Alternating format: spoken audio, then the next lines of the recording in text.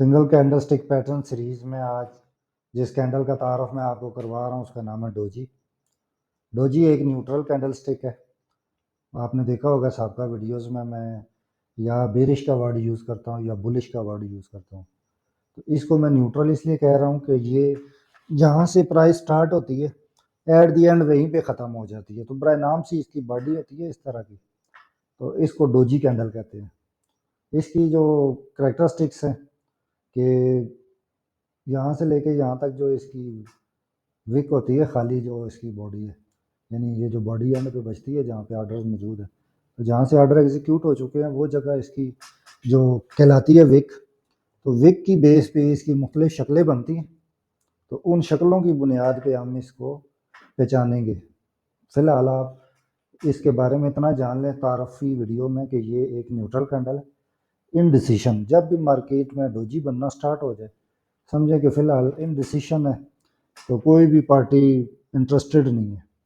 تو اس کے بعد پھر آپ کنفرمیشن کا ویٹ کریں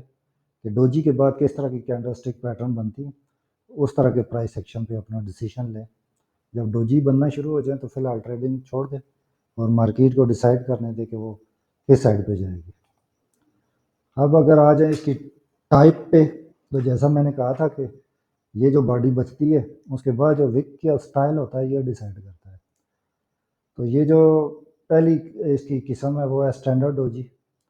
یہ تصویر تھوڑی سی اسٹریچ ہونے کی وجہ سے آپ کو وک لمبی نظر آ رہی ہے، ورنہ یہ پلس کا نشان ہی سمجھے، تقریباً اتنی سی وک ہوتی ہے دونوں طرف،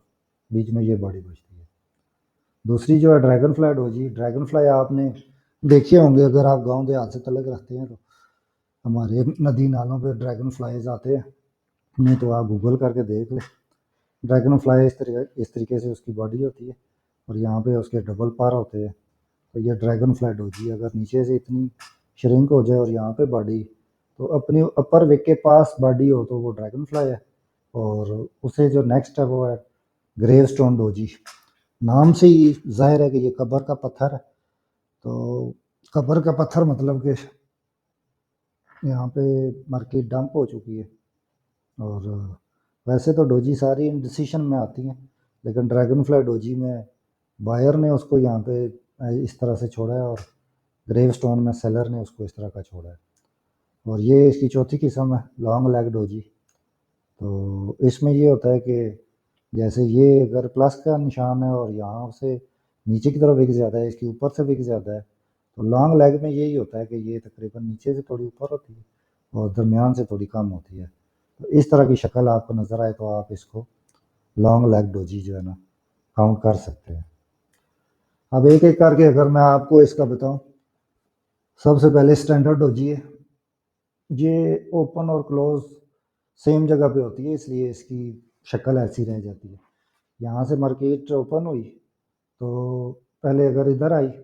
ادھر سے بھی شرنک ہوگی، اور ادھر کی طرف گئی تو ادھر سے بھی شرنک ہوگی، لیکن کلوز ہونے کے بعد اس کی یہ شکل بچتی ہے، برائے نام سے باڈی بچتی ہے، دونوں طرف وک ہوتی ہے، اور یہ اس کا لو ہے، یہ آئی ہے، تو ایک پلس کے نشان کی طرح کی ہوتی ہے۔ تو اس کا یہی ہے کہ یہ انڈیسیشن کینڈل ہے، اگر یہ بن جائے تو آپ ٹریڈنگ نہیں کریں، تاکہ مارکیٹ کو پراپر ڈیسائیڈ کرنے دیں، اس کے بعد اپنا فیصلہ لیں۔ چارٹ میں اسٹینڈرڈ ڈوجی کو دیکھیں کہ مارکیٹ نے یہاں سے ایک امپلس موو لی، ریٹریس کیا، تو دیکھیں یہاں پہ یہ پہلی ڈوجی بنی، پھر ڈوجی کینڈل بنی، پھر تھوڑی سی اس میں آرڈرز آئے، پھر ڈوجی بنی، پھر ڈوجی بنی، تو اس کو آپ اسٹینڈرڈ ڈوجی میں کاؤنٹ کر سکتے ہیں۔ کوشش میری یہی ہوتی ہے کہ تھیوری میں جو پکچر دکھائی جائے چارٹ میں ایگزیکٹ وہی دکھائی جائے، لیکن یہ ممکن نہیں ہوتا کیونکہ ریئل چارٹ میں ہمیشہ کینڈلز تھوڑی سی ڈائیورس ہوتی ہیں، تو اس لیے جو لوگ یوٹیوب سے اور اس طریقے سے تھیوری سیکھ کے آتے ہیں وہ آتے ہی اپنے آپ کو ٹریڈر سمجھتے ہیں اور ریئل ٹریڈنگ کرتے ہیں، تو پھر 2-3 سال لگانے کے بعد پتہ چلتا ہے کہ یہ تو بہت ہی کمپلیکیٹڈ اور ایک سنجیدہ لینے والی چیز ہے۔ تو فی الحال آپ انشاءاللہ میرے ساتھ سٹیپ بائی سٹیپ سیکھیں، تو جب پراپر سیکھ کے آئیں گے اور رسک مینیج کر کے آئیں گے، اور استاد آپ کا آلریڈی اس فیلڈ میں جو غلطیاں کر چکا ہوگا اس سے آپ کو بچانے کا کہے گا، تو آپ اس کے کہنے پہ اگر وہ غلطیاں نہیں دہرائیں گے تو انشاءاللہ آپ کا نقصان نہیں ہوگا۔ تو یہ اسٹینڈرڈ ڈوجی ہے، اس کو آپ چارٹ پہ دیکھ لو۔ تو دیکھیں جب تک ڈوجی بنتی رہی ہیں مارکیٹ کہیں بھی نہیں گئی، کیونکہ جہاں سے مارکیٹ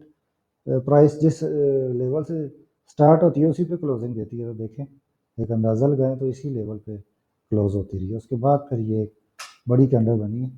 تو سب ڈوجیز کے آئی اوپر کلوز ہوئی ہے، تو اس کے بعد بھی مارکیٹ یہاں پہ دوبارہ اس طرح سے ہو گئی ہے۔